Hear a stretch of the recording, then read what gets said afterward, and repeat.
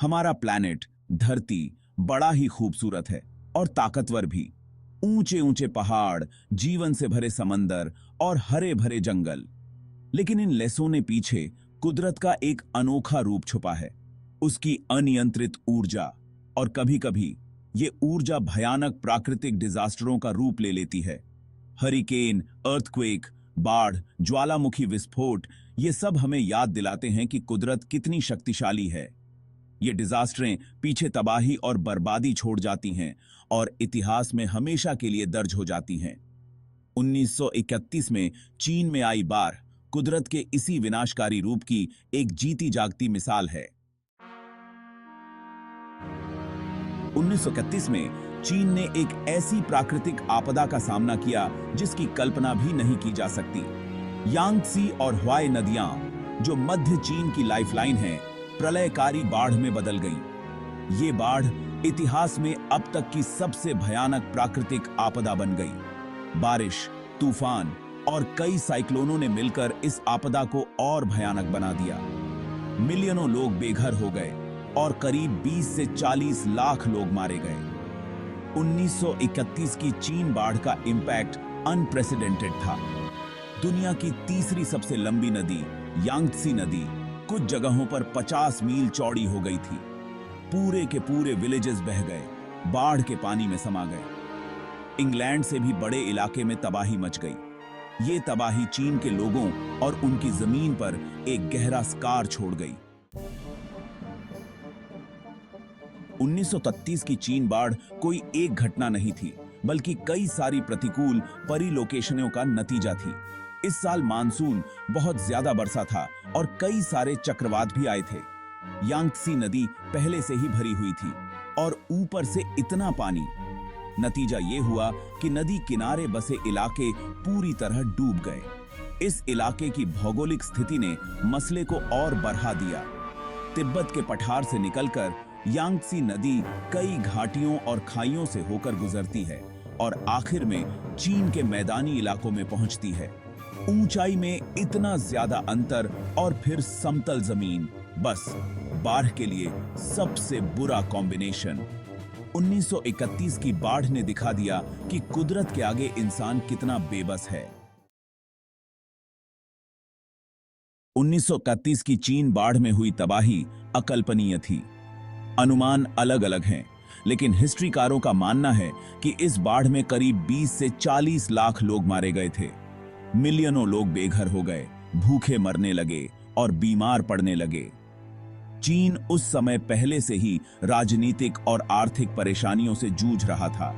बाढ़ ने उनके जख्मों पर नमक छिड़क दिया। बाढ़ ने फसलों और खेतों को बर्बाद कर दिया।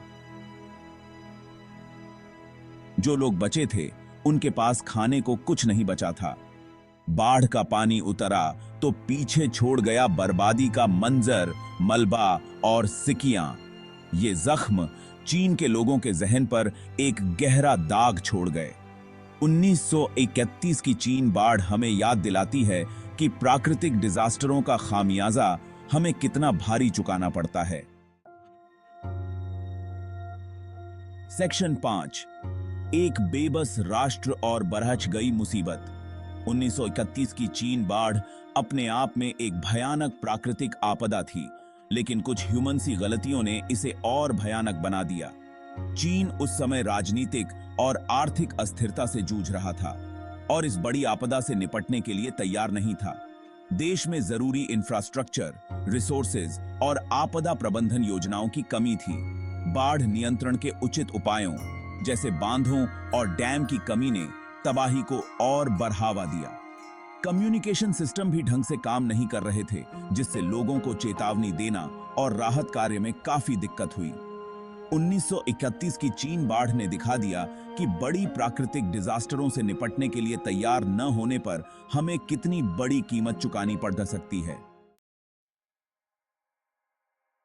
सेक्शन 6, तबाही की झलकियां, तबाही की कंपैरिजन।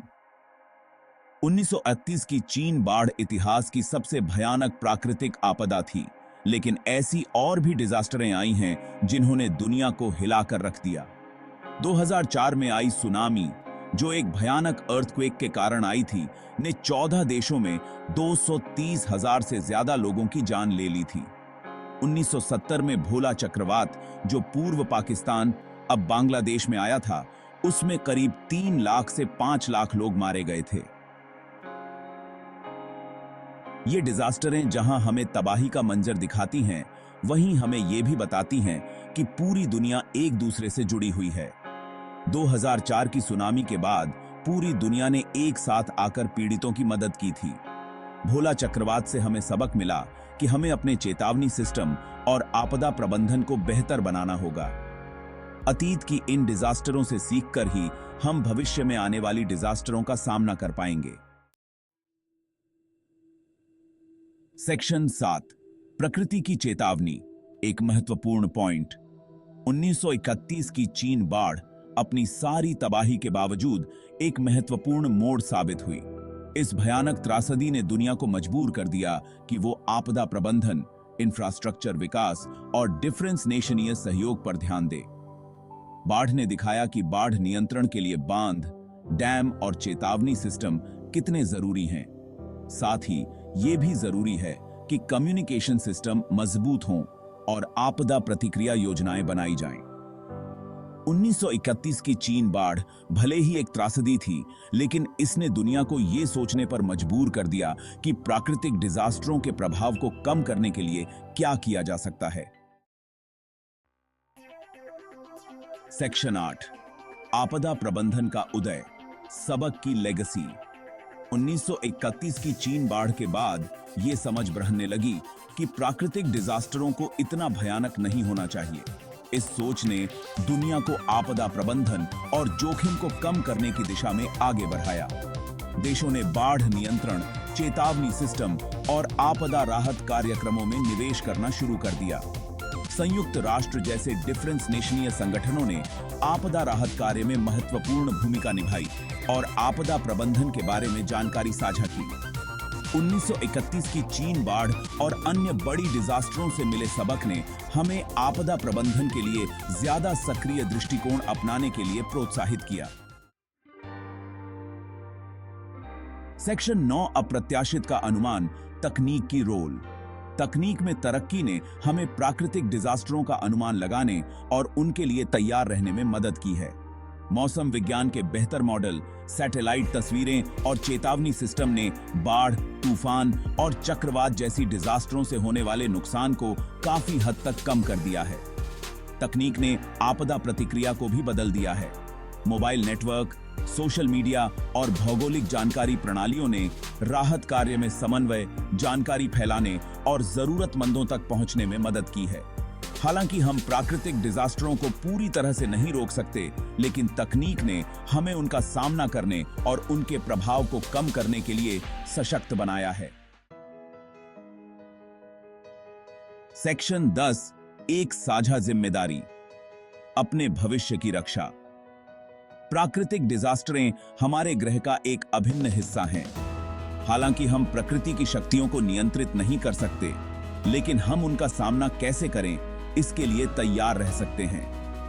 1931 की चीन बाढ़ हमें याद दिलाती है कि निष्क्रियता के क्या भयंकर परिणाम हो सकते हैं। ये हम सब की जिम्मेदारी है कि हम अतीत की त्रासदियों से सीखें और एक सुरक्षित और ज्यादा सहनीय भविष्य के लिए काम करें। सतत विकास में निवेश करके, आपदा प्रबंधन को मजबूत करके और वैश्विक सहयोग को बढ़ावा देकर हम प्राकृतिक डिजास्टरों के प्रभाव को कम कर सकते हैं और आने वाली पीढ़ियों की रक्षा कर सकते हैं। 1931 की चीन बाढ़ और अनगिनत अन्य डिजास्टरों से मिले सबक हमें भविष्य में मार्गदर्शन करते रहेंगे।